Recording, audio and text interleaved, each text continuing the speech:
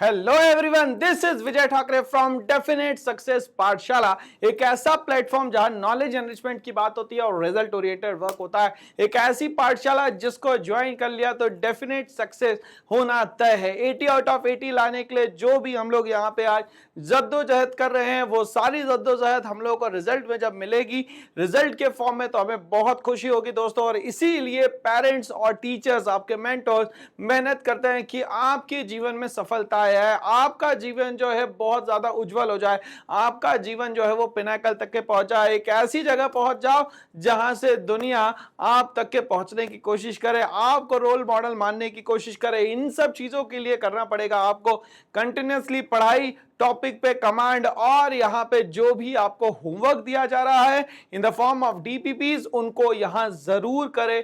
क्योंकि अगर डीपीपी नहीं करेंगे तो टॉपिक्स पे कमांड नहीं आएगा, टॉपिक्स पे कमांड नहीं आएगा तो रिजल्ट कहीं ना कहीं अफेक्टेड होगा दोस्तों।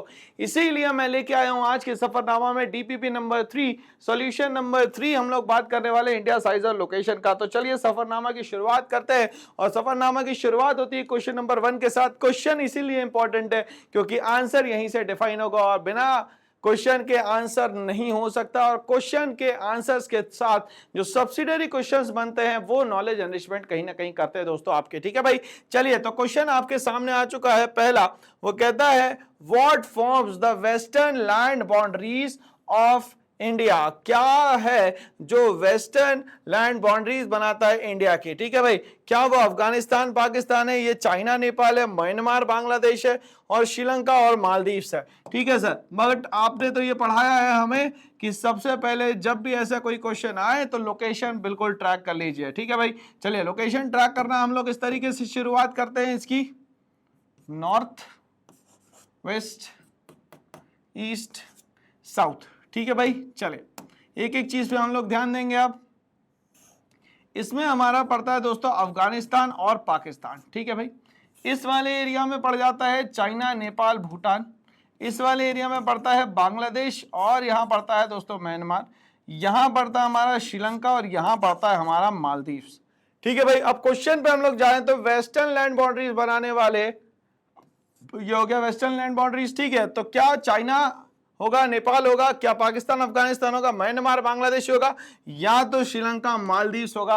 अब क्वेश्चन का आंसर अब आप लोग खुद बता दोगे दोस्तों कि आंसर क्या होना चाहिए सर। यहाँ पे आंसर क्या होना चाहिए सर, यहाँ पे पाकिस्तान एंड अफगानिस्तान जो है यहाँ पे वेस्ट लैंड बाउंड्रीज बनाने का काम करते हैं। ठीक है भाई, चलिए क्वेश्चन नंबर 2 की तरफ हम लोग आएंगे आंसर को देखने के बाद।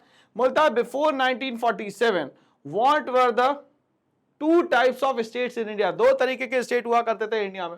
तो अब यहाँ पे देखें हम लोग, तो हमारे यहाँ इंडिया में अलग अलग समय पे अलग अलग यहाँ पे कल्चर, यहाँ पे सिविलाइजेशंस की कहीं ना कहीं भरपूरता रही। ठीक है भाई, चलिए तो अगर हम लोग यहाँ पे हिस्ट्री को डिवाइड करें तो history is divided into mainly 3 parts, the ancient, the medieval and the modern. Ancient में कहीं ना कहीं हिंदुइज्म चला, मेडिवियल में कहीं ना कहीं इस्लामिक कल्चर चला, और मॉडर्न में जो है वो क्रिश्चियनिटी चली। ठीक है भाई, तो अब यहाँ पे बात हो रही है बिफोर 1947। तो अगर हम लोग देखें यहाँ पे तो इंडिया में पूरी तरीके से जब कब्जा हुआ ब्रिटिशर्स का, वो समय था यहाँ पे 1764, and the battle is known as battle of Buxar. ठीक है भाई, अब यहां पे रॉबर्ट क्लाइव ने यहां पे ये जो टीम थी, सुजाद उद-दौला, शाह आलम सेकंड और मीर कासिम, इन तीनों को मिलके हराया, और पूरी तरीके से डोमिनेंस जो है वो इंडिया पे अब शुरू हो जाता है। तो अब यहाँ पे इंडिया 2 पार्ट्स में डिवाइडेड हो जाता है दोस्तों। उसको हम लोग कहते हैं प्रोविंसेस और प्रिंसली स्टेट्स। ठीक है भाई, चलिए प्रोविंसेस वो एरिया जो कि ब्रिटिशर्स के डोमिनेंस में हुआ करते थे। ठीक है, दूसरा यहाँ पे इसको चलाने के लिए वो लोगों को जो अपॉइंट करते थे उनको कहते थे वॉइस रॉय। ठीक है, अब यहाँ पे जो प्रिंसली स्टेट्स हुआ करता था इसको चलाते थे दोस्तों हेरिडिटरी रूलर्स। ठीक है, चलिए, तो एग्जाम में ये सारी बातें हम लोगों को 100% याद रखनी है दोस्तों, ठीक है। प्रिंसली स्टेट्स एंड किंगडम्स नहीं था, एम्पायर्स एंड कॉलोनीज नहीं थी भाई, प्रोविंसेस एंड टेरिटरीज नहीं थी उस समय पे। तो प्रोविंसेस और प्रिंसली स्टेट्स बिफोर 1947 यहाँ पे चलते थे। प्रोविंसेस पे कब्जा हुआ करता था ब्रिटिशर्स का, जो कि वॉइसरॉय की मदद से यहाँ पे पूरा कंट्रोल करते थे। और प्रिंसली स्टेट जो है वहां पे पूरी तरीके से जो काम है वो राजा करते थे, जो हेरिडिटरी रूलर्स कहलाते थे यहाँ पे, ठीक है भाई। चलिए, कहानी तो यहां तक के क्लियर हो गई। क्वेश्चन नंबर 2 का आंसर क्या होना चाहिए फिर दोस्तों? यहाँ पे क्वेश्चन नंबर 2 का answer provinces and princely states होना चाहिए। चलिए, क्वेश्चन नंबर 3 पे हम लोग आते हैं। क्वेश्चन नंबर 3 बोलता है, how many states does India have? India के पास आज कितने स्टेट्स है, ये हमें बताना है। 25 है, 28 है, 30 है, या यहाँ पे 32 स्टेट्स है? तो हमारे पास टोटल मिला के जो स्टेट्स है दोस्तों वो है हमारे पास आज 28 स्टेट्स, ठीक है भाई। चलिए, तो 28 स्टेट्स हमारे नॉर्थ से लेके साउथ और ईस्ट से लेके वेस्ट तक के यहाँ पे फैले हुए हैं, ठीक है भाई। चलिए आगे बढ़ते हैं इसी के साथ।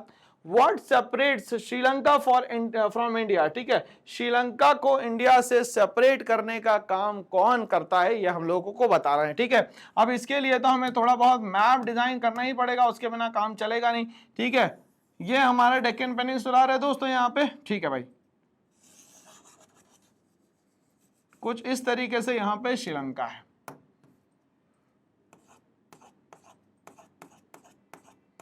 यहाँ पे ये छोटे छोटे माइनर आइलैंड्स है, ठीक है। और ये जो एरिया है दोस्तों इसको कहा जाता है यहाँ पे जाफना। क्या कहा जाता है? जाफना। एक समय पे जाफना, LTTE,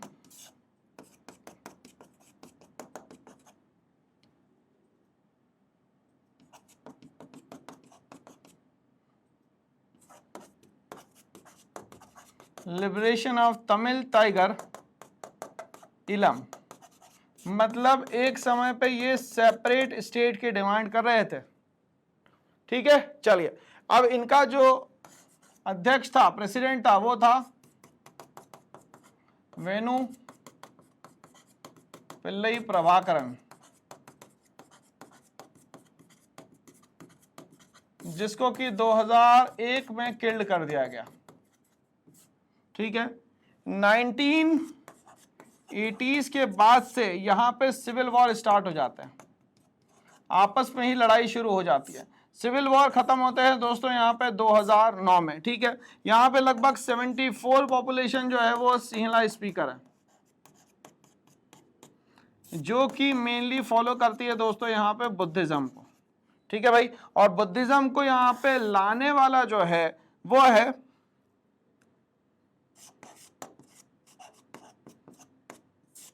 अशोक का सन और अशोक की डॉटर। अशोक की डॉटर का नाम संघमित्रा,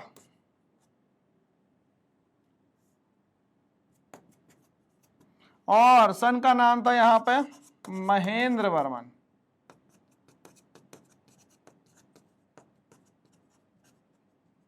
ठीक है भाई, चलिए मेरी बात को ध्यान से सुनिएगा। तो अशोक ने जब 99 भाइयों को मार दिया तो उसने सोचा कि अब क्या किया जाए, तो उसने कहा धर्म की ओर चलना चाहिए, और उसने धर्म की ओर जाते जाते बहुत सारे रॉक एडिक्ट बनाए, बुद्धिज्म को फॉलो किया, और उसने संघमित्रा को यहाँ श्रीलंका भेजा और महेंद्र वर्मन को साउथ ईस्ट एशिया भेजा, क्योंकि साउथ ईस्ट एशिया में बुद्धिज्म बहुत ज्यादा आप लोगों को देखने को यहाँ पे मिलता है। ठीक है भाई, चलिए तो बुद्धिज्म कैसे श्रीलंका पहुंचा ये समझ में आ गया हमें। और जो हमारा श्रीलंका है वो हमारे तमिलनाडु के पास में है। किसके पास में है भैया? तमिलनाडु के पास में, इसीलिए यहां पे श्रीलंकन तमिल और इंडियन तमिल दोनों ही रहते हैं, साथ में यहां पे मुस्लिम और यहां पे क्रिश्चियन भी रहते हैं, बट मेजॉरिटी जो है वो सिंहला स्पीकर्स की है। ठीक है भाई, चलिए तो ये बोल रहा है कि what separate Sri Lanka from India? Sri Lanka को इंडिया से कौन सेपरेट करता है? तो चलिए ध्यान से समझिएगा भाई, यहां पे ये वाला जो एरिया है ना दोस्तों, ये वाला,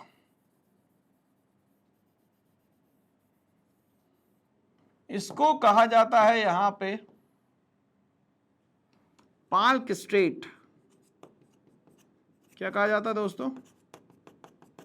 पाक स्टेट। ठीक है, अब ये जो पाक स्टेट है उसके कुछ और भी नाम है, हम लोग यहाँ पे पाक स्टेट की बात करें क्या और नाम है इसके, तो वो है दोस्तों यहाँ पे पम्बन ब्रिज, ठीक है भाई। और जो दूसरा नाम है इसको बोलते हैं यहाँ पे राम सेतु, ठीक है भाई। चलिए अब यहाँ पे पम्बन ब्रिज और राम सेतु में गिरने वाली जो रिवर्स है वो कहां गिरेगी दोस्तों?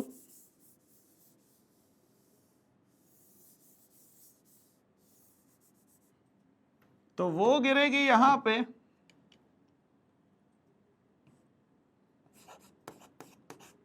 गल्फ ऑफ मन्नार में। तो इधर से आने वाली जो रिवर्स है वो गिरेगी दोस्तों यहाँ पे गल्फ ऑफ मन्नार में। तो इंडिया और श्रीलंका को अलग करने वाला जो एरिया है जो सेपरेट करता है वो बे ऑफ बंगाल तो हो नहीं सकता। बे ऑफ बंगाल तो दोस्तों इस तरफ है, ये है बे ऑफ बंगाल, तो ये तो आंसर नहीं है ना दोस्तों, बिल्कुल सही है ना। चलिए अरेबियन सी, अरेबियन सी तो यहाँ पे है दोस्तों, ये रहा अरेबियन सी आपका,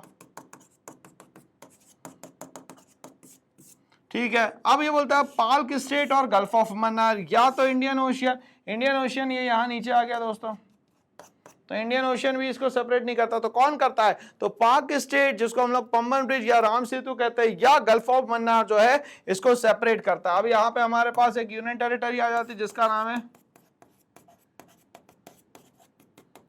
लक्षद्वीप। ये पूरा लक्षद्वीप जो है ये आइलैंड है, ठीक है भाई। कहानी क्लियर, हाँ या ना? ठीक है भाई। चलिए तो ये इसका स्क्रीनशॉट ले लीजिए, एग्जाम में आपको काम आने वाला है दोस्तों, ठीक है।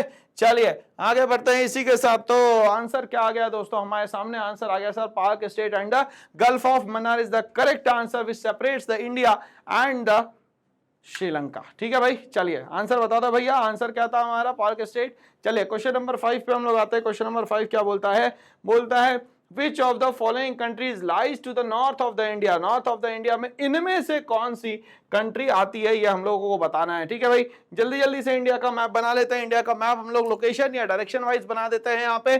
चलिए ध्यान से सुनिएगा फटाफट, नॉर्थ, साउथ, ईस्ट और ये हो गया वेस्ट। चलिए इन लोगों ने बोला श्रीलंका, श्रीलंका दोस्तों यहां पड़ेगा। दूसरा क्या बोला भाई? यहां पे मालदीव्स, मालदीव्स यहां पड़ेगा, हो गया। चलिए अब भूटान जो है, भूटान पड़ेगा यहां,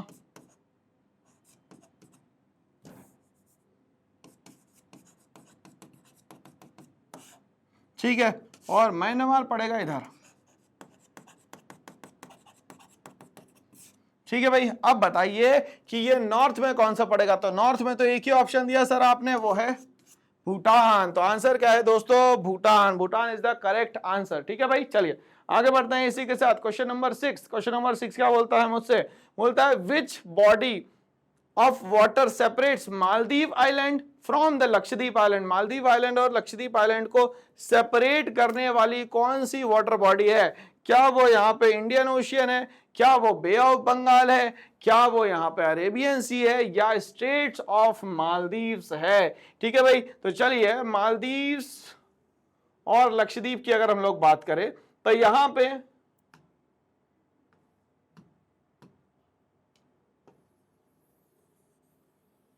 ठीक है भाई। चलिए अब यहां पे जो सी पढ़ रहा है वो पढ़ रहा है आपका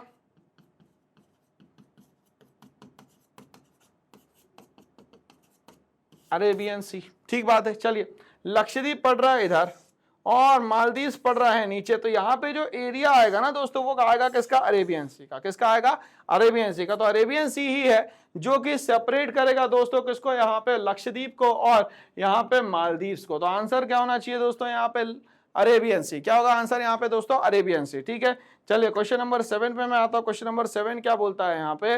बोलता है before 1947 Who ruled the princely states in India? princely states पे यहाँ पे कौन रूल किया करता था? क्या ब्रिटिश ऑफिशियल्स करते थे? जो ब्रिटिश ऑफिशियल्स जिस पे रूल करते थे उसको क्या बोलते थे दोस्तों हम लोग? यहाँ पे उसको बोलते थे यहाँ पे हम लोग प्रोविंसेस, ठीक है भाई। चलिए अब यहाँ पे बोल रहा है लोकल हेरिडिटरी रूलर, बिल्कुल जो किंग्स हुआ करते थे वो। अब यहाँ पे जैसे इंडियन नेशनल कांग्रेस की बात आ रही है तो इंडियन नेशनल कांग्रेस तो बिल्कुल अलग चीज बात कर दी सर आपने। यहाँ पे इंडियन नेशनल कांग्रेस जो है वो एस्टैब्लिश होती है 1885 में, और इसको एस्टैब्लिश करने का काम जो है वो यहाँ पे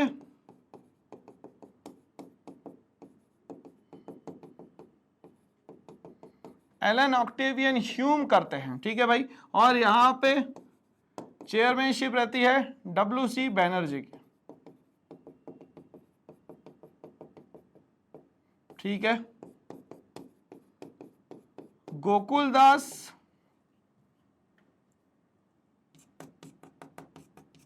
तेजपाल संस्कृत कॉलेज, बॉम्बे में इसको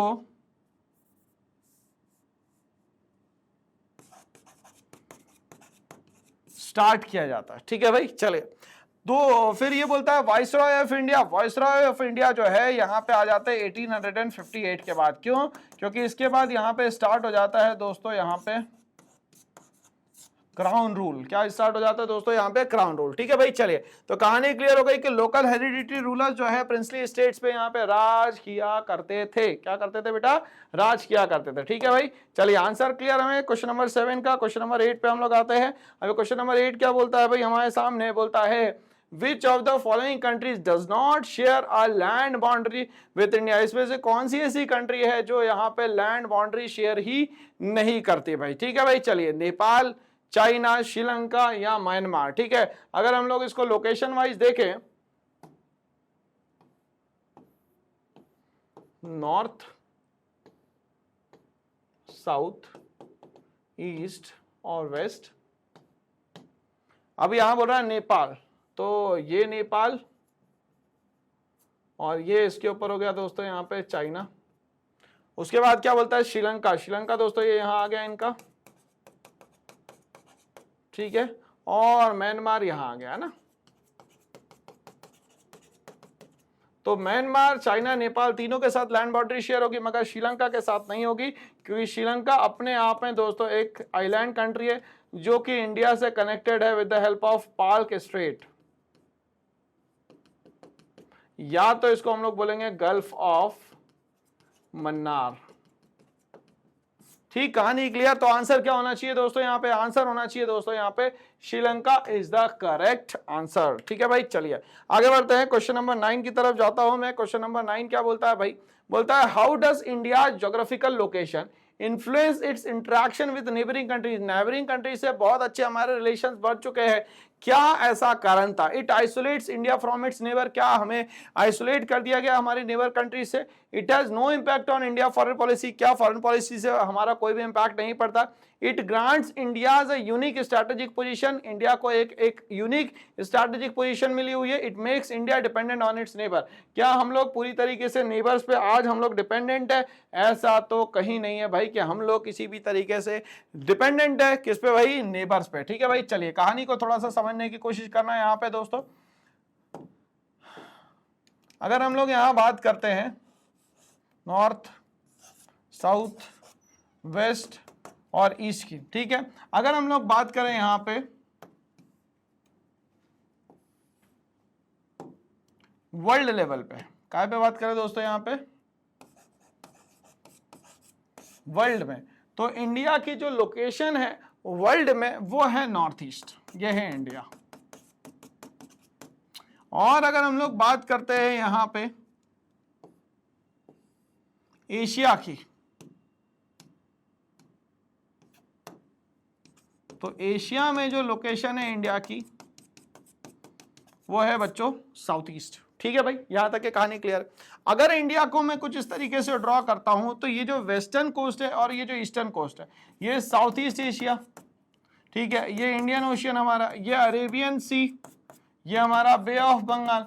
तो ये जो वेस्ट एरिया है ये यूरोप, ये अफ्रीका और ये वेस्ट एशिया, इन सब को कनेक्ट करने का काम करता है, ठीक बात है। चलिए, अब अगर हम लोग यहां पे बात करें तो ये क्या करता है? साउथ ईस्ट एशिया को कनेक्ट करने का काम करता है, ठीक है भाई। तो इस तरीके से ये समझ में आ रहा है दोस्तों यहाँ पे कि यहाँ पे इंडिया की जो यूनिक स्ट्रैटेजिक पोजीशन है, और देखा जाए तो हमारे जो कोस्ट लाइन है वो सबसे लंबी है पेनिनसुलर कंट्री में, 7516.6 किलोमीटर।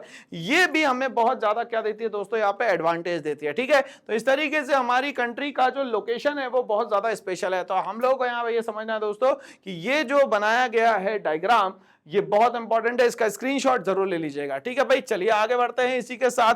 तो आंसर हमें समझ में आ गया क्या दोस्तों? आंसर समझ में आ रहा है सर? आंसर होगा यहाँ पे सी। ठीक है भाई, चलिए क्वेश्चन नंबर 10 पे हम लोग आते हैं। अकॉर्डिंग टू द पैसेज, मतलब अभी तक के हम लोगों ने जो टॉपिक नंबर 3 पढ़ा उसमें how many union territory does India have, India में कितनी यहाँ पे यूनियन टेरिटरी होनी चाहिए, ये हम लोगों को पूछा गया है। ठीक है, 6, 7, 8 और 9। तो हमें पता है यूनियन टेरिटरी कितनी है दोस्तों, यहाँ पे 8। कितनी है दोस्तों? 8। चलिए स्टार्ट करते हैं ऊपर से। ये हो गई आपकी लद्दाख। नंबर 2 हो गई दोस्तों यहाँ पे जम्मू एंड कश्मीर। नंबर 3 हो गई यहाँ पे चंडीगढ़। नंबर 4 हो गई यहाँ पे एनसीआर दिल्ली। नंबर 5 हो गई यहाँ पे दमन एंड दीव।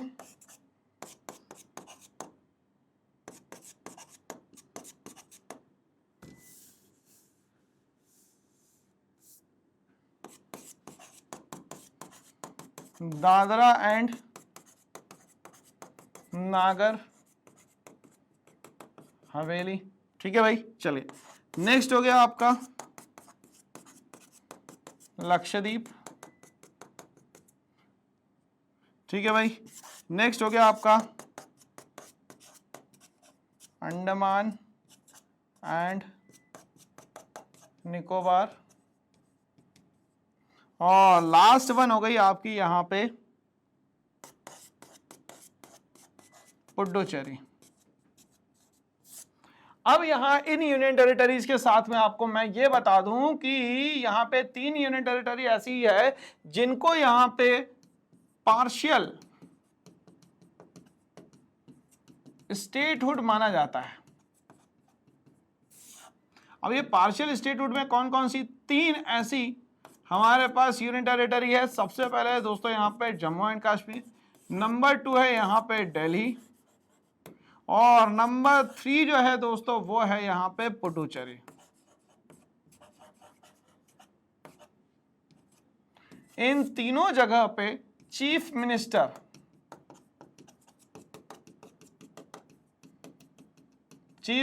होंगे। ठीक है, अब यहां चीफ मिनिस्टर होंगे, इसका मतलब क्या हो गया दोस्तों?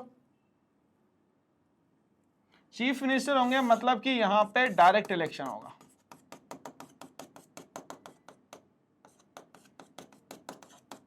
और यहां प्रेसिडेंट जो है अपने बंदे को अपॉइंट भी करेगा।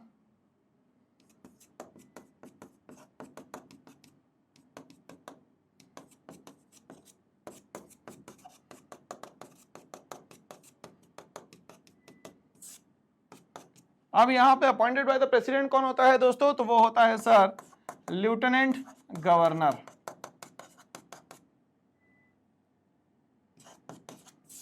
तो ये 3 स्टेट्स को यहाँ पे पार्शियल स्टेटहुड भी माना गया। यहाँ पे इलेक्शन भी होता है, चीफ मिनिस्टर भी अपॉइंट होता है with help of direct election, और यहाँ पे प्रेसिडेंट का एक पर्सन भी अपॉइंट होता है, क्योंकि यूनियन टेरिटरी भी है इसीलिए यहाँ अपॉइंट होता है लेफ्टिनेंट गवर्नर। ठीक है, तो टोटल मिला के हमारे पास कितनी आज यूनियन टेरिटरीज है दोस्तों? यहाँ पे टॉपिक में समझ में आया सर, 8 यूनियन टेरिटरीज है। ठीक है, कहानी यहाँ तक क्लियर है क्या? चलिए आगे बढ़ सकते हैं हम लोग दोस्तों। चलिए आगे बढ़ते हैं, क्या कहता है अब यहाँ पे क्वेश्चन नंबर नेक्स्ट हमारा कहता है दर्शन और रीजन फॉर्म में India has 28 states and 8 union territories. बताओ भाई बात सही है कि गलत है? बिल्कुल सही है सर, 28 स्टेट्स और 8 यूनियन टेरिटरी है। India is separated from Sri Lanka by a narrow channel of sea. India जो है सेपरेटेड है श्रीलंका से एक नैरो चैनल सी का जो है, जिसको हम लोग कहते हैं पाल्क स्टेट, या तो कहते हैं पम्बन ब्रिज, या तो हम लोग कहते हैं उसको Ram Setu, and the gulf of Mannar. बिल्कुल सही बात है। तो जितनी भी रिवर्स नीचे की तरफ जा रही है वो है दोस्तों यहाँ पे गल्फ ऑफ मन्नार की। काय की है दोस्तों? यहाँ पे गल्फ ऑफ मन्नार की। ठीक है भाई, तो इसका आंसर क्या हो गया दोस्तों? यहाँ पे ट्रू। और यहाँ पे रीजन जो है वो भी क्या है दोस्तों? यहाँ पे ट्रू। तो हम लोग को याद रखना है दोस्तों कि इंडिया और श्रीलंका का जो रिलेशन है वो एक आइलैंड का रिलेशन है, वाटर या मैरिटाइम रिलेशन है, जिसमें हम लोग को ये याद रखना है कि हमारे लैंड बाउंड्री से हम लोग 12 नॉटिकल माइल्स तक के हम लोग कुछ कर सकते हैं, उसके अलावा कुछ नहीं कर सकते। तो यहाँ पे क्वेश्चन पूरा समझ में आ गया, आंसर पूरा समझ में आ गया। अब हम लोग बात करते हैं अगले क्वेश्चन की। क्वेश्चन नंबर 12 जो है स्क्रीन पे आ चुका है। एजर्शन में बोलता है क्या है, बिफोर 1947 के पहले India has provinces and princely states. क्या ये सही बात है? 1947 के पहले इंडिया के पास यहाँ पे प्रोविंसेस भी हुआ करते थे और यहाँ पे प्रिंसली स्टेट्स भी हुआ करते थे। ठीक है भाई, चलिए तो यहाँ पे अगर हम लोग बात करें तो हम लोगों के पास लगभग 565 रियासतें हुआ करती थी। और अगर हम लोग मेन प्रोविंसेस की बात करें तो यहां पे ब्रिटिशर्स ने इंडिया को 3 प्रोविंसेस में मेनली बांट के रखा था। ये नीचे वाली हो गई बेटा मैड्रास, इधर वाला पूरा एरिया हो गया बॉम्बे, और इधर वाला पूरा एरिया हो गया बंगाल। ठीक है भाई, चलिए मतलब कि प्रोविंसेस पे रूल करने वाले होते थे यहां पे ब्रिटिशर्स। अब ब्रिटिशर्स डायरेक्टली तो रूल करेंगे नहीं, तो वो अपने ऑफिसर्स को जिनको अपॉइंट करते थे यहां पे, उनको बोला जाता था वॉइस रॉय। ठीक है, और वॉइस रॉय आया कब भाई? यहां पे 1858 के बाद, मतलब कि हमारा 1857 में जो होता है फर्स्ट वॉर ऑफ इंडिपेंडेंस, जिसको हम लोग सिपाही मुटिनी कहते हैं, उसके बाद ये वर्ड जो है वॉइस रॉय आता है। इसके पहले जो वर्ड चलता था उसको हम लोग कहते थे यहां पे गवर्नर जनरल।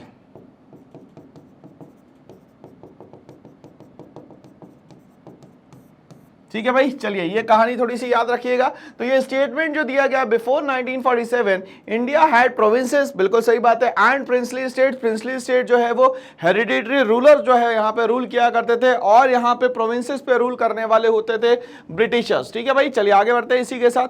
तो ये बात जो है वो सही है कि गलत है, ये हम लोग देखेंगे। इसका रीजन क्या देता है? Provinces were rule directly by Britishers. ठीक है, तो प्रोविंसेस पे रूल करने वाले होते थे सिर्फ और सिर्फ कौन दोस्तों? यहाँ पे ब्रिटिशर्स। और यहाँ पे ब्रिटिशर्स ऑफिशियल्स जो होते थे वो appointed by the voice Roy. और यहाँ पे कौन अपॉइंट करता था ये सबको भाई? तो वॉइस रॉय यहाँ पे जो है अपॉइंट करने का काम करता था। तो इस तरीके से जो स्टेटमेंट है दोस्तों वो हमारी दोनों ही क्या है भाई, सही है या गलत है? दोनों ही स्टेटमेंट जो है बिल्कुल सही दी गई है। ठीक है भाई, चलिए आगे बढ़ते हैं इसी के साथ। क्वेश्चन नंबर 13 हमारे पास आता है, कहता है India has strong historical link with its neighbours. ठीक है, इंडिया की जो नेबर्स है, अब मैंने आप लोगों को याद करवाया था लास्ट क्लास में, नेबर्स को हम लोगों को याद कैसे करना है दोस्तों? तो नेबर्स को याद करने का तरीका सर आपने बताया था कि आप जो है सीएनबी बैंक में जाएंगे, जहां पे आप ब्रांच मैनेजर से भी मिलेंगे और सीनियर मैनेजर से भी यहां पे मिलने वाले हैं। ठीक है भाई, चलिए तो अब यहां पे आपका मतलब क्या है दोस्तों? अफगानिस्तान एंड पाकिस्तान। सी का मतलब यहां पे है दोस्तों चाइना, आफ्टर दैट नेपाल, और उसके बाद आ जाएगा दोस्तों यहां पे भूटान। ठीक है भाई, यहां पे हम लोग बी का मतलब देखें तो वो होता है यहां पे बांग्लादेश, और होता है यहां पे म्यांमार।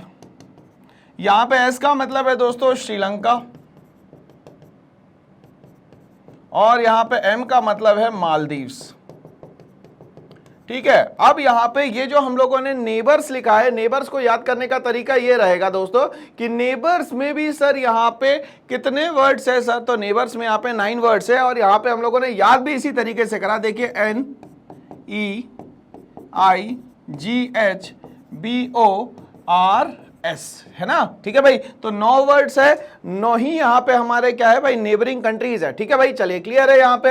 अब यहाँ पे इसको ट्रैक करने के लिए हम लोगों को क्या करना पड़ता है दोस्तों? यहाँ पे बनाना पड़ता है डायरेक्शंस, और डायरेक्शंस हमारे पास कितने हैं दोस्तों? तो डायरेक्शंस हैं हमारे पास मेनली 8। ठीक है भाई, चलिए 8 डायरेक्शंस में हम लोग अगर बात करें, ये नॉर्थ, तो ये साउथ, ये वेस्ट, तो सर ये ईस्ट, ये नॉर्थ ईस्ट, तो ये हो गया साउथ ईस्ट, ये साउथ वेस्ट, तो ये हो गया आपका नॉर्थ वेस्ट। ठीक है भाई, चलिए तो सबसे पहले जो एपी है, एपी कहां पे आएगा दोस्तों? तो एपी आएगा सर यहां पे अफगानिस्तान, पाकिस्तान, ठीक है। उसके बाद CNB आएगा यहाँ पे चाइना, नेपाल, भूटान, इधर आ जाएगा बांग्लादेश, इधर आ जाएगा आपका यहाँ पे म्यांमार, यहाँ आ जाएगा दोस्तों श्रीलंका और यहाँ पे आ जाएगा आपका मालदीव्स, ठीक है। तो इस तरीके से ये 2 आइलैंड कंट्रीज जो है वो हमारी नेबर्स है और बाकी सारी कंट्रीज जो है कहीं ना कहीं लैंड रूट से हम लोगों से कनेक्टेड है, ठीक है भाई। चलिए, तो ये बोलता है मालदीव आइलैंड जो है are situated to the south of the Lakshadweep island. क्या मालदीव जो है लक्षद्वीप के आगे साउथ में है? बिल्कुल सही बात है, यह है लक्षद्वीप आपका, और लक्षद्वीप के आगे जो है मालदीव्स पड़ेगा। मालदीव्स कंट्री है जो कि हमारी नेबरिंग कंट्रीज है, ठीक है भाई। तो अगर हम लोग यहाँ पे क्वेश्चन को डीपली एनालाइज करेंगे तो डीपली एनालाइज करने में समझ में आया कि ये सारी चीजें हमें याद भी हो गई और सभी जगह का लोकेशन भी जो है दोस्तों हम लोग को क्लियर हो गया, ठीक है भाई। चलिए आगे बढ़ सकते हैं इसी के साथ, है ना भाई। आंसर क्या होना चाहिए दोस्तों? धुरंधर दोस्तों, आप लोगों को आंसर पता है? जल्दी बताए। पहला वाला ट्रू और दूसरा वाला भी क्या होना चाहिए? फिर यहाँ पे ट्रू स्टेटमेंट यहाँ पे होने चाहिए, ठीक है भाई।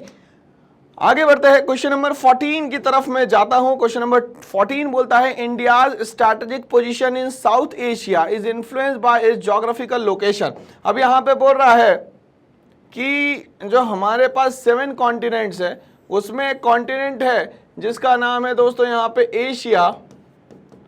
इस एशिया में साउथ साइड में जो लोकेशन है वो है दोस्तों इंडिया का, ठीक है। और ये बोल रहा है कि ज्योग्राफिकल लोकेशन कहीं ना कहीं इन्फ्लुएंस करता है, बिल्कुल इन्फ्लुएंस करता है दोस्तों। क्यों? क्योंकि अगर देखा जाए तो ये हो गया यहाँ पे अरेबियन सी, ये हो गया हमारा इंडियन ओशियन, ये हो गया हमारा बे ऑफ बंगाल। तो इस एरिया से हम लोग और इस एरिया से हम लोग कंटिन्यूसली क्या कर सकते हैं? ट्रेड कर सकते हैं। इस एरिया से अगर हम लोग बात करें तो अफ्रीका से, वेस्ट एशिया से, और अगर हम लोग बात करें दोस्तों यूरोपियन कंट्रीज से हम लोग बहुत आसानी से क्या कर सकते हैं दोस्तों? ट्रेड कर सकते हैं। इधर हम लोग बात करें तो साउथ ईस्ट एशिया की जो कंट्रीज है उससे हम लोग बहुत बेहतरीन तरीके से ट्रेड कर सकते हैं। तो ये सब पॉसिबल कैसे हो पाया दोस्तों? Just because of the geographical location. Geographical location अच्छी होने के कारण ही दोस्तों ये सब पॉसिबल यहाँ पे हो पाया। अब रीजन बोलता है इसका, India stands apart from the rest of the Asia in the physical map. अगर देखा जाए तो पूरे एशिया में सबसे अलग थलग क्यों? क्योंकि ये तो बाउंड्री कंट्री है। बाउंड्री कंट्री इसलिए बोल रहा हूं क्यों? क्योंकि ये एशिया का, जैसे फॉर एग्जांपल ये नॉर्थ है तो ये एक्सट्रीम साउथ है, इसके नीचे तो कुछ है ही नहीं, इसके नीचे तो इंडियन ओशियन ही है। कहां तक है दोस्तों?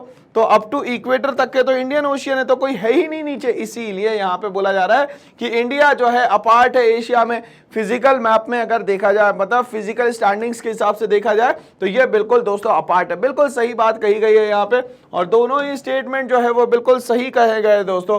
पहला कि इंडिया की स्ट्रैटेजिक पोजीशन साउथ एशिया में बहुत अच्छी है जो कि इन्फ्लुएंस करती है कहीं ना कहीं बाकी कंट्रीज को भी। रीजन जो दिया गया है वो भी सही दिया गया कि फिजिकल मैप में एशिया में देखा जाए तो इंडिया बिल्कुल अलग दिखता है हमें। बिल्कुल सही बात है। चलिए भाई, तो दोनों स्टेटमेंट क्या है दोस्तों यहाँ पे सही है। आगे बढ़ते हैं क्वेश्चन नंबर 15 की तरफ। ये कहता है princely states in India had local autonomy under British rule. Princely states को भी यहाँ पे कहीं ना कहीं संरक्षण मिलता था ब्रिटिशर्स का, कहीं ना कहीं कुछ ना कुछ चीजें जो है ब्रिटिशर्स को इन लोगों को देनी होती थी, ठीक है। अब यहाँ पे ब्रिटिशर्स हमारे यहाँ फुल फ्लैश में कब आ जाते हैं इसकी हम लोग यहाँ पे चर्चा कर लेते हैं एक बार, ठीक है भाई। तो ब्रिटिशर जो है फुल फ्लैश में आ जाते हैं यहाँ पे आफ्टर 1764, ठीक है भाई। चलिए ध्यान से समझिएगा, कुछ इंपॉर्टेंट बैटल की मैं बात करता हूं। 1757, 1764 और हम लोग बात करेंगे यहाँ पे 1765 की।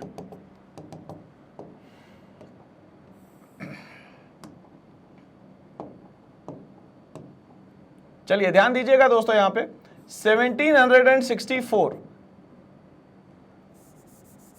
जो है वो एंड था कहीं ना कहीं यहां पे जो नवाब हुआ करते थे उनका, ठीक है। 1756 में केस होता है जिसको हम लोग कहते हैं यहां पे black hole case. Black hole case में कहा जाता है कि 123 ब्रिटिशर्स को यहाँ पे सिराजुद्दौला ने फोर्ट विलियम में बंद कर दिया था और वो जो डेट थी वो ये डेट थी भाई 23 जून। अब आप सोच सकते हैं कि उस समय क्या ह्यूमिडिटी रही होगी, ठीक है भाई। तो यहाँ पे बहुत सारे लोगों की डेथ हो जाती है just because of the suffocation, ठीक है। तो फोर्ट विलियम में जो ये डेथ होती है इसका बदला लेने के लिए यहाँ पे भेजा जाता है रॉबर्ट क्लाइव को। रॉबर्ट क्लाइव जस्ट एक साल बाद मतलब 23 जून 1757 को यहां पे जो इनका कमांडर इन चीफ होता है जिसका नाम था मीर जाफर के साथ मिलके ये हरा देते हैं सिराजुद्दौला को। ठीक है भाई, चलिए तो यहां से कहानी सिराजुद्दौला की खत्म हो जाती है और यहां पे फिर बना दिया जाता है पपेट नवाब, और पपेट नवाब बनाया जाता है ये मीर जाफर को, जो कि मिल जाता है ब्रिटिशर्स के साथ। बट आगे चल के कहानी हो जाती है कि मीर जाफर सरेंडर कर देता है, क्यों? क्योंकि उसकी बात नहीं सुनी जाती। अब यहाँ पे पपेट नवाब जो है वो चेंज हो जाता है, वो हो जाता है यहाँ पे son in law of Mir Jafar. और son in law of Mir Jafar कौन था भाई? तो वो था यहाँ पे मीर कासिम। मीर कासिम भी बहुत दिनों तक के डोमिनेंस नहीं झेल पाता ब्रिटिशर्स का, इसीलिए क्या करता है वो यहां पे अटैक कर देता है। ठीक है भाई, चलिए तो यहां पे मीर कासिम, सुजात उद दौला और शाह आलम सेकंड, ये सब मिलके जो है बैटल ऑफ बक्सर करते हैं, मगर ये हार जाते हैं और फाइनली जो है डोमिनेंस जो है वो ब्रिटिशर्स के हाथ में आ जाता है। 23 जून 1757 को होती है यहां पे बैटल ऑफ प्लासी,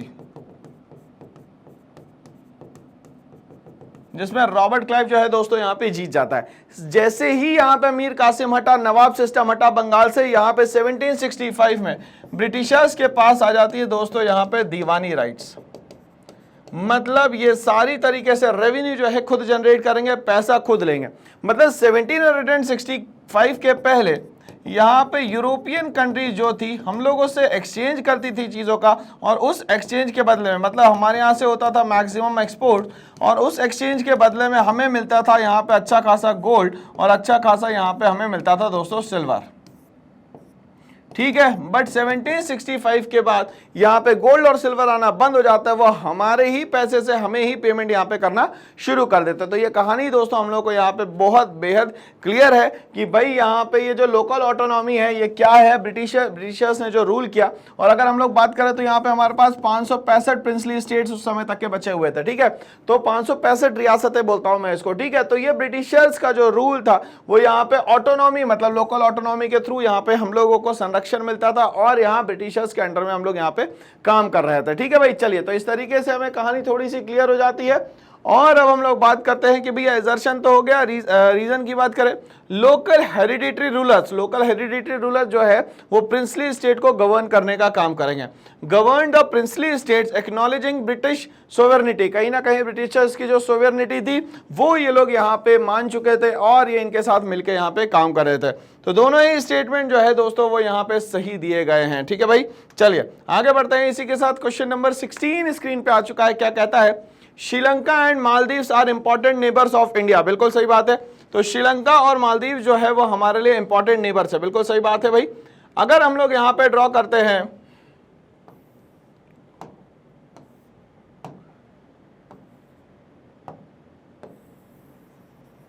ये हमारा हो गया दोस्तों डेक्कन पेनिनसुला। क्या हो गया दोस्तों यहाँ पे? ये डेक्कन पेनिनसुला। ठीक है भाई, चलिए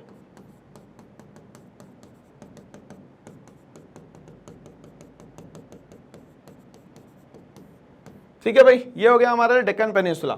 यहां पे हो गया आपका अरेबियन सी, और यहां पे हो गया दोस्तों आपका बे ऑफ बंगाल। ठीक बात है, चलिए यहां तक के क्लियर। ये हो गया आपका इंडियन ओशियन।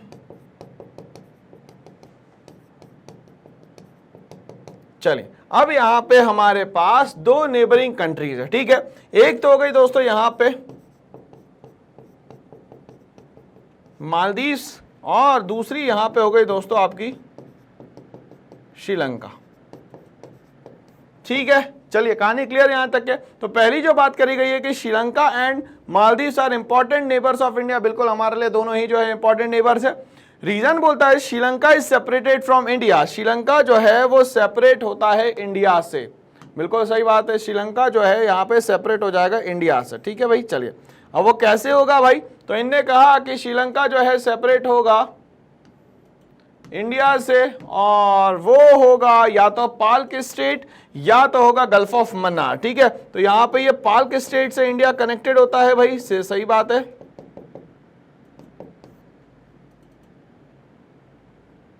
और दूसरा यहाँ पे जो ये रिवर्स गिरती है ना दोस्तों, ये वाले एरिया को हम लोग बोलते हैं यहाँ पे गल्फ ऑफ मन्नार।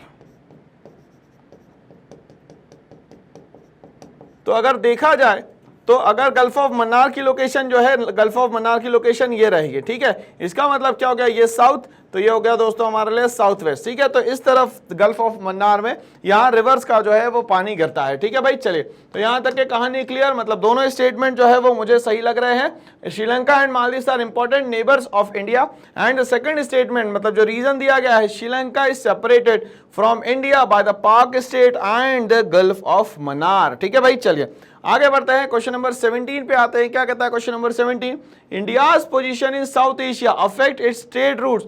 कहीं ना कहीं इंडिया की जो लोकेशन है साउथ एशिया में कहीं ना कहीं अफेक्ट करती है भैया ट्रेड को। अब यहाँ पे अगर हम लोग लोकेशन देखें तो हम लोग बात करेंगे यहाँ पे लैंड रूट्स की भी, और हम लोग बात करेंगे यहाँ पे मैरीटाइम रूट्स की भी, ठीक है भाई। चलिए, तो अगर हम लोग यहाँ पे देखें इंडिया को, तो इंडिया का ये जो नदर्न पार्ट है, इसमें हम लोग ऊपर वाला जो एरिया है उससे हम लोग यहाँ पे कनेक्ट कर सकते हैं दोस्तों लैंड रूट्स को, ठीक है भाई। जिससे कि हम लोग इधर अफगानिस्तान, पाकिस्तान, ये वाले एरियाज में जा सकते हैं, इधर चाइना और उसके ऊपर सेंट्रल एशिया में बहुत आसानी से यहाँ पे जा सकते हैं, ठीक है भाई। हम लोग बात करें हमारे डेक्कन पेनिनसुलर की, तो डेक्कन पेनिनसुलर से हम लोग पूरा का पूरा वेस्टर्न वर्ल्ड जो है वो वेस्टर्न एरिया जो है पूरा का पूरा कवर कर सकते हैं, और यहाँ से हम लोग जो है साउथ ईस्ट और जो ईस्टर्न कंट्रीज है उसको हम लोग यहाँ पे कवर कर सकते हैं, ठीक है भाई। चलिए, अब सबसे अच्छा फायदा हम लोग को यह है कि ये हमारा जो लॉन्ग कोस्टल लाइन है 7516.6 किलोमीटर का, ये सबसे लार्जेस्ट कोस्टल एरिया है हमारे पास। तीनों तरफ से हमारे पास पानी है,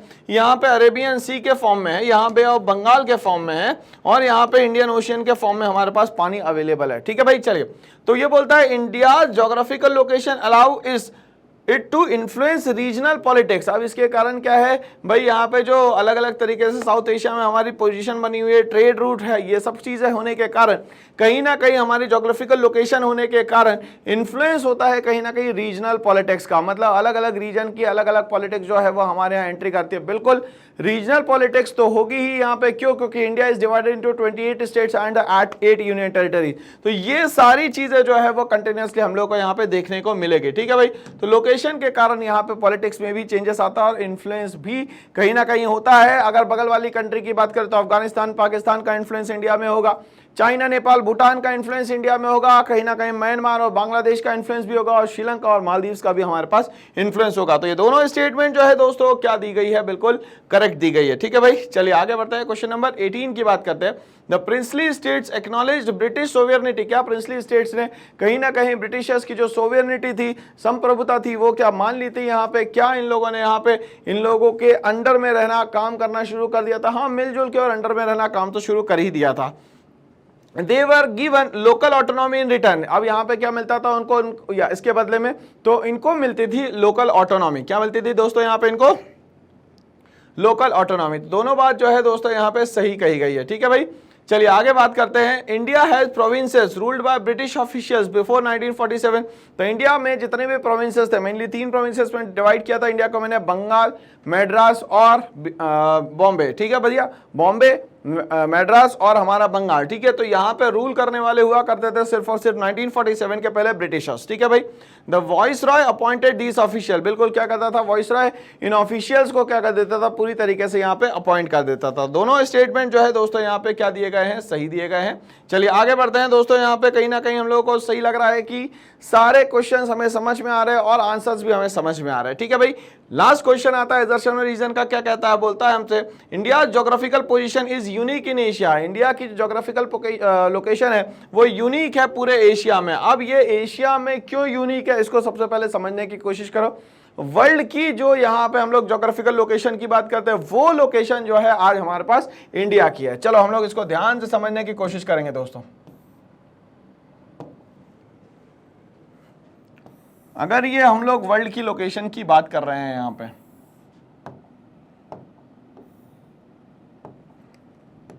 तो चलिए यहां पे एक एक इमेजिनरी लाइन को हम लोग को यहां पे डिटेक्ट करना है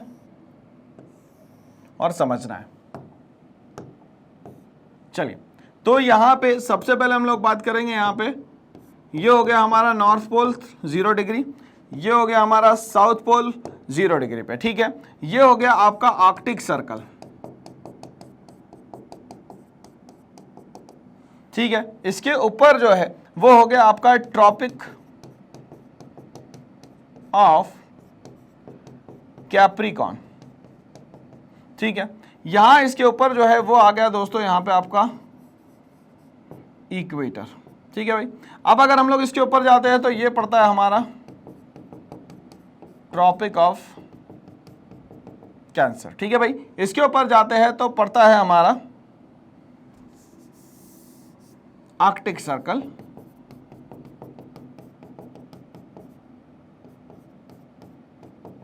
और नीचे जो है वो पड़ता है हमारा अंटार्कटिक सर्कल,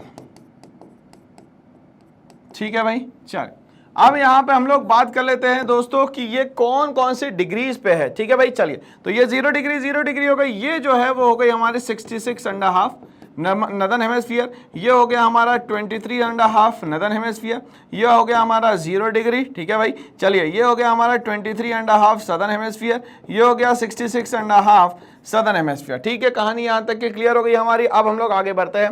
अब यहाँ पे जब इंडिया के लोकेशन की बात होती है तो इंडिया के लोकेशन की किस तरीके से बात होती है। अब यहाँ पे इंडिया का लोकेशन जो है वो हम लोगों ने एशिया में देखा।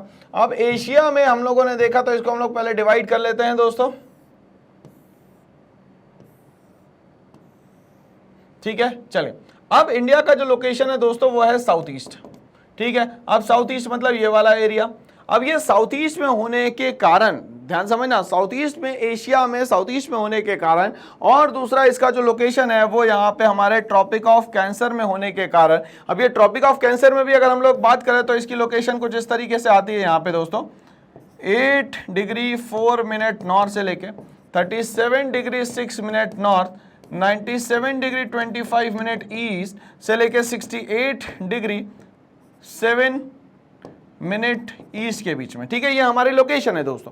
अब यहाँ पे फायदा ये है कि जब सन की रेज हम पे पड़ने वाली है, तो सन की रेज कब कब पड़ने वाली है दोस्तों, हम लोग यहाँ पे ध्यान से बात करें तो यहाँ पे हमारे यहाँ पड़ेगी भाई 21 जून को, ठीक है। उसके बाद मार्च में और सितंबर में पड़ेगी इक्वेटर पे, और दिसंबर में जो है वो पड़ने वाली है कहां पे भाई, वो पड़ने वाली है ट्रॉपिक ऑफ कैप्रिकॉर्न पे, ठीक है भाई। तो अगर हम लोग देखें तो वर्ल्ड में सारी कंट्रीज के साथ जैसे सीजनल चेंज होते हैं वैसे इंडिया में भी देखने को हम लोग को मिलते हैं। जैसे कि हम लोग देखें तो इंडिया जो एक कंट्री है वो टेपर्ड है 22 डिग्री के बाद, मतलब कि यहाँ पे जैसे 22 डिग्री आ जाएगा तो यहाँ पे इंडिया जो है वो नैरो फॉर्म में होने लग जाएगा, ठीक है। यहां तक के क्लियर है, ओके।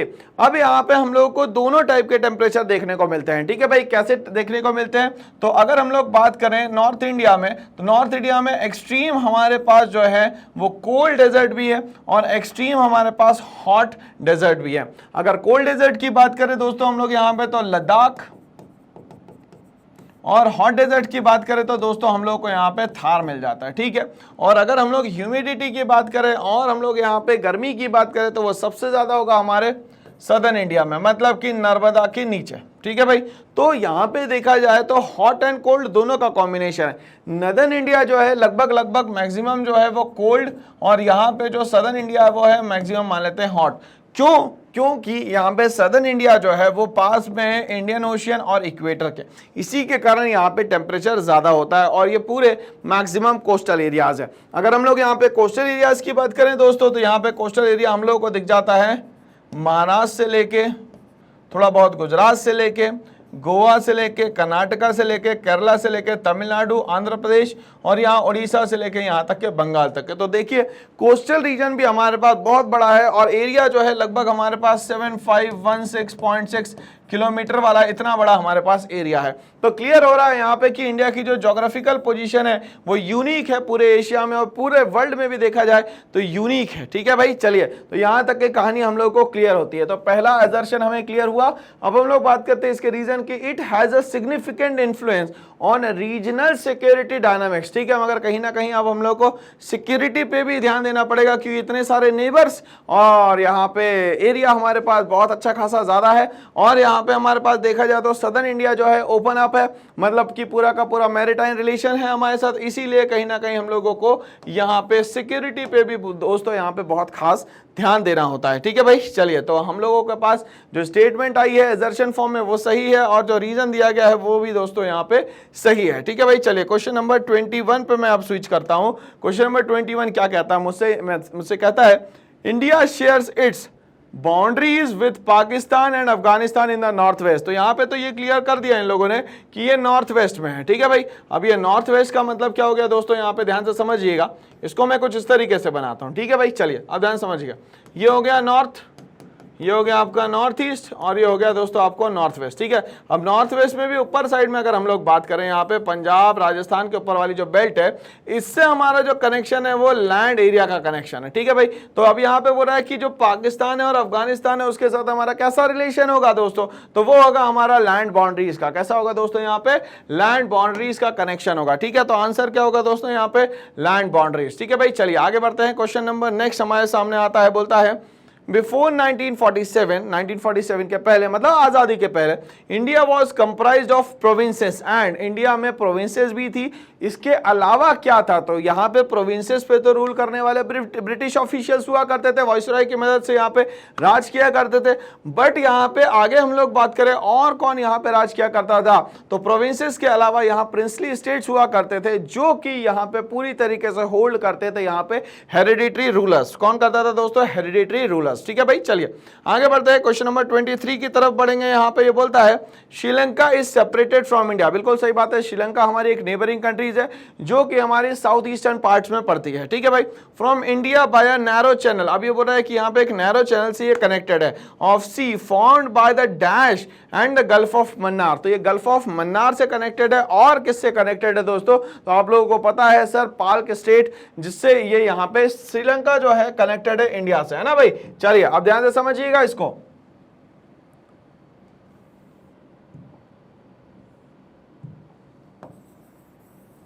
तो ये वाला एरिया जो है मैंने आप लोगों को बताया था, ये जो है ये है श्रीलंका। क्या है दोस्तों, यहाँ पे ये श्रीलंका, ठीक है भाई। अब ये श्रीलंका तो है, ये तो अच्छी बात है सर, आपने बता दिया। अब ये श्रीलंका को यहाँ पे कनेक्ट किया जाता है एक स्टेट से जिसको कहा जाता है यहाँ पे पाक स्टेट, ठीक है। इसके साथ में इसको कहा जाता है राम सेतु, या कहा जाता है इसको पम्बन ब्रिज। क्या कहा जाता है तो दोस्तों, इसको यहाँ पे पम्बन ब्रिज कहा जाता है, ठीक है भाई। चलिए अब यहाँ पे जो रिवर्स बह रही है, ठीक है भाई, ये जो रिवर्स यहाँ पे बह रही है, ये रिवर्स कहाँ जाएंगे, तो ये रिवर जहां जाके गिरेंगी उस जगह को कहा जाता है दोस्तों गल्फ ऑफ मन्नार। क्या कहा जाता है दोस्तों, गल्फ ऑफ मन्नार। तो इस तरीके से ये समझ में आता है कि इंडिया को श्रीलंका से जोड़ने का काम पाल्क स्टेट करता है, राम सेतु करता है, या पम्बन ब्रिज करता है, या तो गल्फ ऑफ मन्नार करता है, ठीक है। दूसरा, हमारे जो सबसे पास में बाउंड्री है वो तमिलनाडु है भाई, केरला नहीं है, ये बात हम लोगों को याद रखना है। तो तमिलनाडु से नियर बाय पड़ता है हम लोगों को यहाँ पे श्रीलंका, ठीक है, जहां पे मेनली 74% जो है वो सिंहला स्पीकर हुआ करते हैं। यार ये सिंहला जो है वो क्या मानते हैं, वो एक धर्म को मानते हैं जिसको हम लोग कहते हैं दोस्तों यहाँ पे बुद्धिज्म। मगर बुद्धिज्म जो है वो स्टार्ट होता है बोध गया बिहार से और पहुंच जाता है श्रीलंका में with the help of emperor, क्या नाम था उनका, अशोक। अशोक के जो लड़की थी जिसका नाम था संघमित्रा, उसने कहीं ना कहीं ये यहाँ पे श्रीलंका तक के पहुंचा दिया हमारा, क्या भाई, वो पहुंचा दिया एक धर्म जिसका नाम है यहाँ पे बुद्धिज्म। क्या नाम है भैया, बुद्धिज्म। यहाँ तक के कॉन्सेप्ट क्लियर। चलिए आगे बढ़े यहाँ पे। तो यहाँ पे बोला गया है channel of sea formed by the dash and the gulf of Mannar, तो Palk strait and the gulf of Mannar, ठीक है भाई। नेक्स्ट क्वेश्चन पे हम लोग आते हैं। नेक्स्ट क्वेश्चन कहता है India southern neighbour across the sea consist of 2 island countries namely dash and dash. अब ये सदर्न नेबर्स में 2 कंट्री है, पहली तो इन लोगों ने बोल दी मालदीव्स, तो दूसरी कौन सी होनी चाहिए हम लोगों को पता करना है। तो ये मालदीव जो है वो कहां पर है हम लोगों को पता है, और मालदीव्स के ही बगल में एक और कंट्री है, वो भी हम लोग को यहाँ पे पता है। तो भाई यहाँ पे हम लोग को नेबर्स तो क्लियर है, और नेबर्स क्लियर करने के लिए एक और चीज हम लोग करते हैं सर, कि हम लोग डायरेक्शन टेस्ट खेल लेते हैं। डायरेक्शन टेस्ट खेलने में हमारी जो क्लियरेंस है वो ज्यादा हो जाती है। ठीक है भाई, यहाँ पे अगर हम लोग बात करें तो ये है हमारी कंट्री जिसका नाम है दोस्तों यहाँ पे श्रीलंका, है ना। तो अगर हम लोग लोकेशन वाइज देखें दोस्तों, तो ये हो गया हमारा साउथ ईस्ट, ठीक है भाई, और ये हो गया हमारा साउथ वेस्ट। अब यहां पे है दोस्तों यहाँ पे मालदीव्स। तो अगर लोकेशन वाइज देखा जाए, ये तो है हमारे लिए साउथ वेस्ट, और यहाँ पे हमारी एक आइलैंड है जिसको हम लोग यहाँ पे बोलते हैं भाई यूनियन टेरिटरी, वो है यहाँ पे लक्षद्वीप। तो ये लक्षद्वीप का सदर्न एरिया जो है वो है मालदीव्स, ठीक है। तो इसका मतलब ये हुआ कि पहली जो कंट्री है वो होनी चाहिए यहाँ पे श्रीलंका, और फिर होना चाहिए दोस्तों यहाँ पे मालदीव्स, ठीक है भाई। कहानी क्लियर, तो आंसर हम लोग दे रहे हैं मगर चीजें हम लोग सीख भी रहे हैं दोस्तों पैरेलली, ठीक है भाई। चलिए, तो कहानी क्लियर हो गई दोस्तों यहाँ पे श्रीलंका, ठीक है। चलिए आगे बढ़ते हैं इसी के साथ। India has had strong geographical and historical link with her, किसके साथ हमारे बहुत अच्छे रिलेशंस थे। तो बहुत अच्छे रिलेशंस तो दोस्तों हमारे पड़ोसियों के साथ ही हो सकते हैं भाई, दूर वालों के साथ तो बस हम लोग कांटेक्ट में रहते हैं मगर काम वो नहीं आते। तो हम लोग को पता है सर हमारे पास जो पड़ोसी देश है वो कितने हैं दोस्तों, तो हम लोग को पता है 9। कितने हैं दोस्तों यहाँ पे 9, और इनको हम लोग कहते क्या है, तो इनको हम लोग कहते हैं नेबर्स, ठीक है ना भाई। चलिए, अफगानिस्तान, पाकिस्तान, ठीक है भाई, और उसके बाद हम लोग बात करें चाइना, नेपाल, भूटान, बांग्लादेश, म्यांमार, उसके बाद बात करेंगे हम लोग श्रीलंका की, उसके बाद करेंगे हम लोग बात मालदीव्स की। किसकी करेंगे दोस्तों यहाँ पे, मालदीव्स की, ठीक है भाई। तो यहाँ पे हमारे पास सारी ही जगह पे हमारे पास जो है वो हमारे नेबर्स है, जैसे अफगानिस्तान, पाकिस्तान, यहाँ पे चाइना, नेपाल, भूटान, बांग्लादेश, म्यांमार, यहाँ पे श्रीलंका, और यहाँ पे मालदीव्स। इस तरीके से हमारा देखा जाए तो बहुत अच्छा लिंक बना हुआ है up to the south west. यहाँ पे हमारा नॉर्थ वेस्ट से साउथ वेस्ट तक है, सिर्फ एक्सट्रीम वेस्ट में हमारे पास कोई भी यहाँ पे पड़ोसी देश नहीं है, अदरवाइज सारी जगह हमारे कोई ना कोई पड़ोसी है, मतलब पड़ोसी ही सच्चा दोस्त होता है सबसे, ठीक है। तो अब हमारे सबसे अच्छे रिलेशन किसके साथ होंगे दोस्तों यहाँ पे, वो हमारे नेबर्स के साथ में होंगे। किसके साथ में होंगे दोस्तों यहाँ पे, नेबर्स के साथ में होंगे। यहाँ तक के कहानी मेरे ख्याल से क्लियर कट हो गई होगी आपकी कि भाई 25th क्वेश्चन का आंसर क्या होना चाहिए सर, यहाँ पे नेबर्स होना चाहिए। चलिए आगे बढ़ते हैं इसी के साथ। नेक्स्ट क्वेश्चन कहता है the provinces in India. Provinces का मतलब वो सारी जगह जहां पे ब्रिटिशर्स रूल किया करते थे, were ruled directly by the British officials. बिल्कुल सही बात है, ब्रिटिश ऑफिशियल्स जो है प्रोविंसेस पे रूल किया करते थे।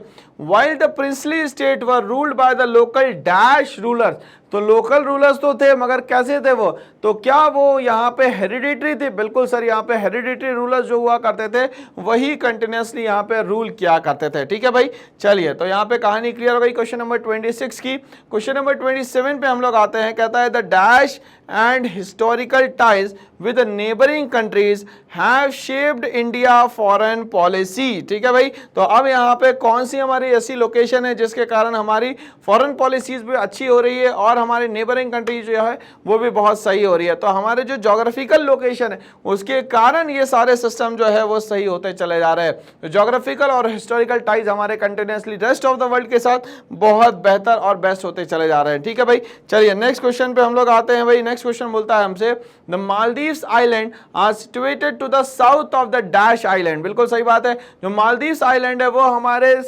किसी साउथ बोल रहा है, Maldives island are situated to the south of the dash island. Dash island के साउथ साइड में मालदीव्स नाम की नेबरिंग कंट्रीज है। बिल्कुल सही बात है।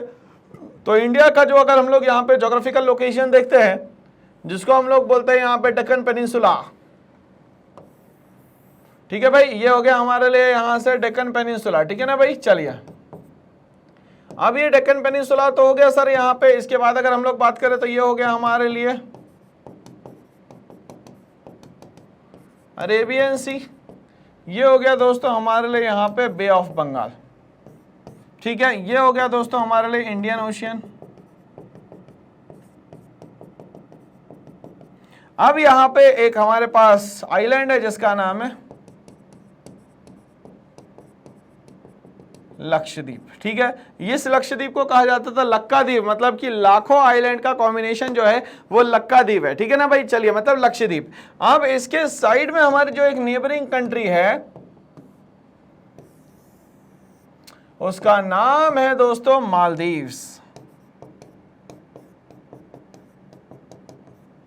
ठीक है ना भाई, तो हमारी जो साइड में कंट्री है उसका नाम है मालदीव्स। तो ये लक्षद्वीप के साउथ में है। क्या है भाई, लक्षद्वीप के साउथ में है मालदीव्स। तो क्वेश्चन यही पूछा गया है, the Maldives island are situated to the south of the dash island, किस आइलैंड के साइड में, मतलब कि साउथ में मालदीव्स आइलैंड है। तो आप लोगों को क्लियर हो चुका है दोस्तों, लक्षद्वीप, लक्षद्वीप के साउथ में क्या होगा दोस्तों, मालदीव्स आइलैंड। दिमाग लगाना ही नहीं है अब एक्स्ट्रा कुछ।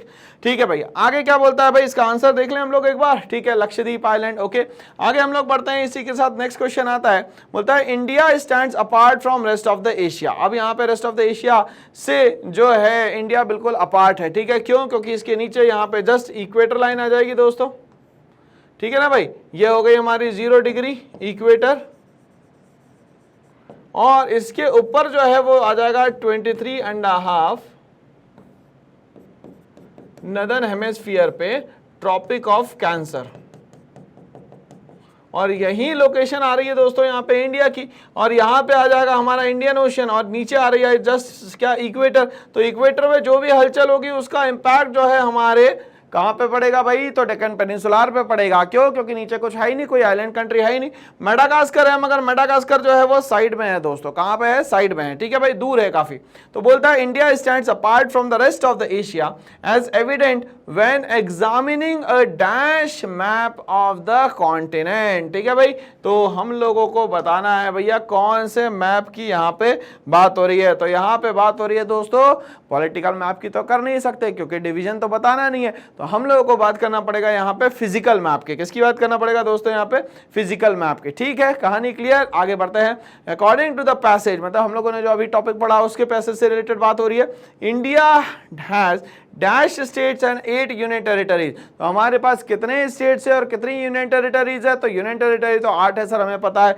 टोटल नंबर ऑफ स्टेट जो है वो हमारे पास 28 है। कितने हैं दोस्तों यहाँ पे, 28 स्टेट्स। ठीक है भाई, चलिए आगे बढ़ते हैं इसी के साथ। अब हमारे पास जो DPP3 है उसमें एक नए टाइप के क्वेश्चन का पूरा फॉर्मेट आ रहा है, वो क्या है, तो बोलता है India shares it's maritime boundaries with multiple countries in south Asia. तो आंसर जो है आपको यहाँ पे ट्रू और फॉल्स में देना है दोस्तों। ठीक है भाई, तो अब यहाँ पे बोलता है कि इंडिया की जो बाउंड्री है वो मैरीटाइम रिलेशन, मैरीटाइम का मतलब होता है यहाँ पे वाटरवेज, मतलब पानी से जिनका कनेक्शन हो। तो ये बोल रहा है कि India share its maritime boundaries with multiple countries in south Asia. ठीक है भाई, बिल्कुल सही बात है, क्योंकि अगर मैं यहाँ पे इस तरीके से डेक्कन पेनिनसुला बनाता हूं तो ये वाला जो एरिया है पूरा,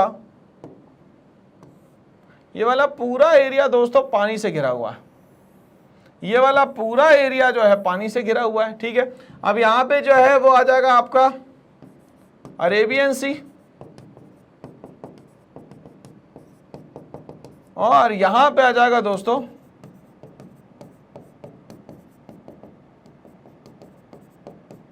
ठीक बात है। चलिए, तो यहां से हमें ट्रेड करना बहुत ही आसान है।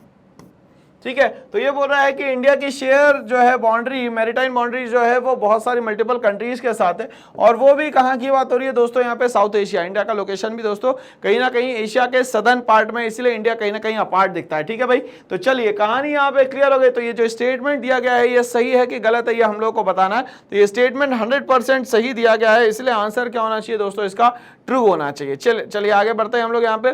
बिफोर 1947, आजादी के पहले, India was divided into provinces. क्या इंडिया को प्रोविंसेस में डिवाइड करके रखा था, बिल्कुल सही बात है। तो प्रोविंसेस मेनली 3 थे दोस्तों, बंगाल, बॉम्बे, और तीसरा जो हो गया हमारा Madras. And the colonial territories, क्या हमारी जो कंट्री है वो कॉलोनियल टेरिटरीज में डिवाइडेड थी? अरे भाई, कॉलोनियल टेरिटरीज में डिवाइडेड थोड़ी ना थी, कॉलोनियल टेरिटरीज तो अलग सिस्टम हो गया ना। हमारी इंडिया जो है वो 2 पार्ट्स में डिवाइडेड थी।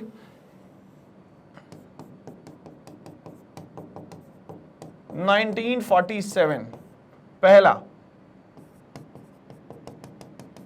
प्रिंसली स्टेट्स, जिस पे रूल करते थे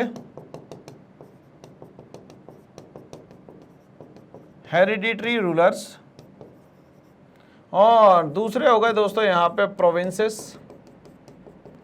इस प्रोविंसेस पे रूल करते थे Britishers with the help of viceroy.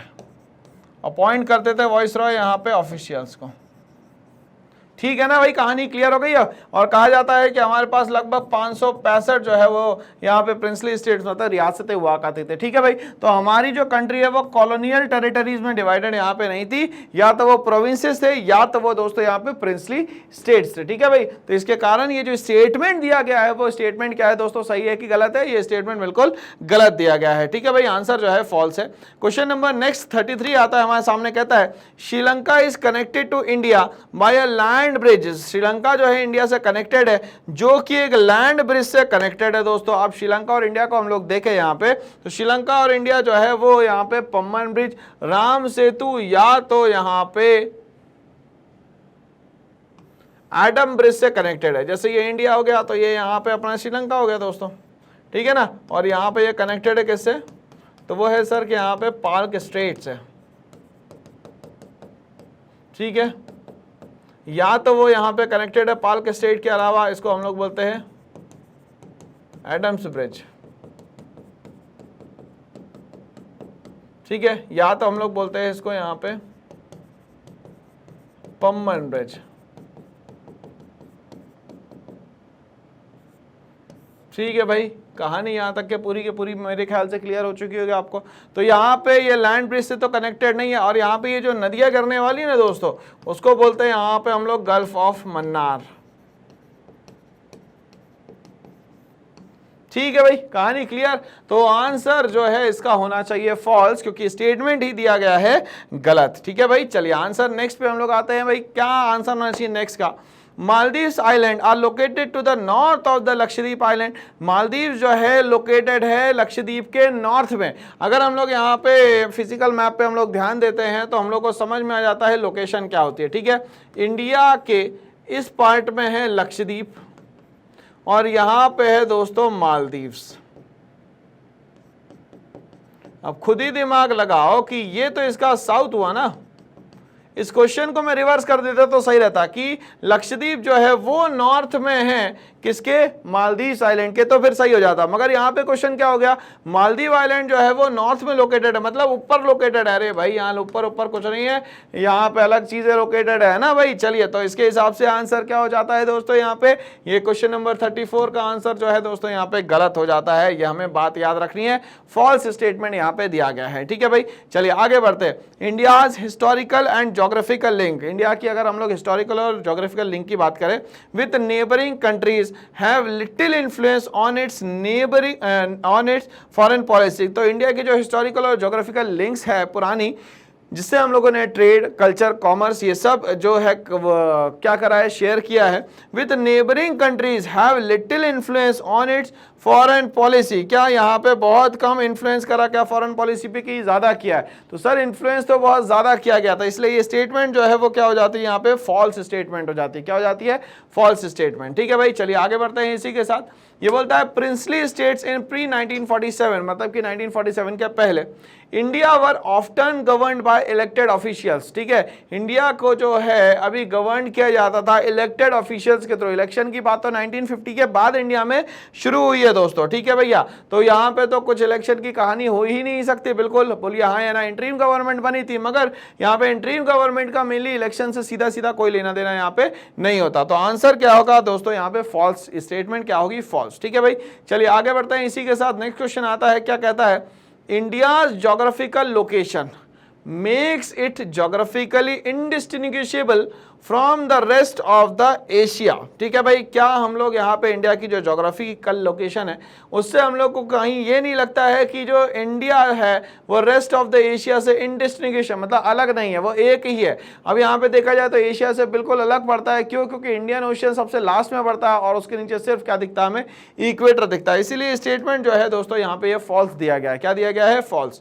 चलिए भाई आगे बढ़ते हैं हम लोग, यहाँ पे क्वेश्चन नंबर 38 पे आते हैं। बोलता है the Maldives island are situated in the bay of Bengal. जो मालदीव आइलैंड है वो जो है वो बे ऑफ बंगाल में सिचुएटेड है। अरे भाई बे ऑफ बंगाल में कहाँ से होगा, बे ऑफ बंगाल तो इस तरफ हो गया ना भाई, तो ये कहाँ सिचुएटेड है भाई, हम लोग को जल्दी से बताओ आप। बे ऑफ बंगाल तो इधर हो गया दोस्तों, अरेबियन सी इधर हो गया, नीचे हो गया दोस्तों इंडियन ओशियन। तो भैया इंडियन ओशियन की पॉसिबिलिटी होती है, बे ऑफ बंगाल तो बिल्कुल आंसर नहीं हो सकता ना दोस्तों। चलिए भाई, तो क्लियर हो गया यहाँ पे कि स्टेटमेंट जो है वो फॉल्स दिया गया है। ठीक है भाई, चलिए आगे बढ़ते हैं। नेक्स्ट क्वेश्चन बोलता है हमसे, India's strategic position in south Asia is unrelated to it geographical location. Unrelated नहीं है, अलग है, मगर इतना भी अलग नहीं है, रिलेटेड तो है दोस्तों यहाँ पे, मगर ये सदर्न मोस्ट बाउंड्री है पूरे एशिया की। ठीक है, इसीलिए ये कहीं ना कहीं हम लोग को अलग सा लगता है। ठीक है, तो स्टेटमेंट जो है वो यहाँ पे फॉल्स दिया गया। क्या दिया गया दोस्तों? फॉल्स दिया गया।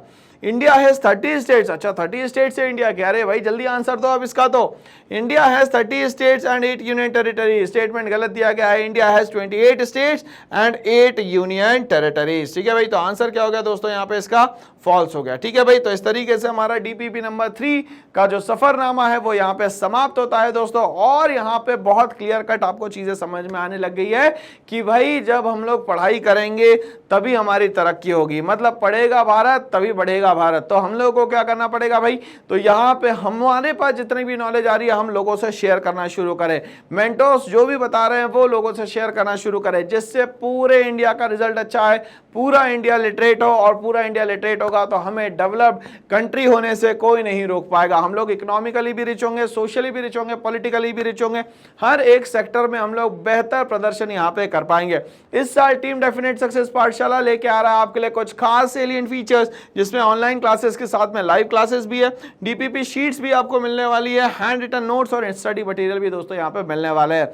अब इन सबके साथ आपकी क्या जिम्मेदारी है? आपकी जिम्मेदारी यह है कि इस चैनल को जल्दी से लाइक कर दीजिए, शेयर कर दीजिए लोगों से, और सब्सक्राइब करना ना भूले। जो भी यहाँ पे देख रहा है वो अपने मैक्सिमम लोगों तक के, जितनी भी आपकी कवरेज है वहां तक के पहुंचाए, लोगों तक के नॉलेज को यहाँ पे स्प्रेड करने की कोशिश करे। तो आज का वीडियो मेरे ख्याल से जानदार और शानदार लगा होगा। आपको जो भी लग रहा है, जैसा भी लग रहा है, वो सिर्फ और सिर्फ आपको कमेंट बॉक्स में लिख के जरूर देना है कि आपको इसमें वीडियो में कुछ कमी लग रही है या आप कुछ और यहाँ पे एक्स्ट्रा नॉलेज चाहते हैं। उन सब के बारे में आपको यहाँ पे कमेंट बॉक्स में पूरा का पूरा लिख के दोस्तों यहाँ पे देना है। Thanks for watching and all the best.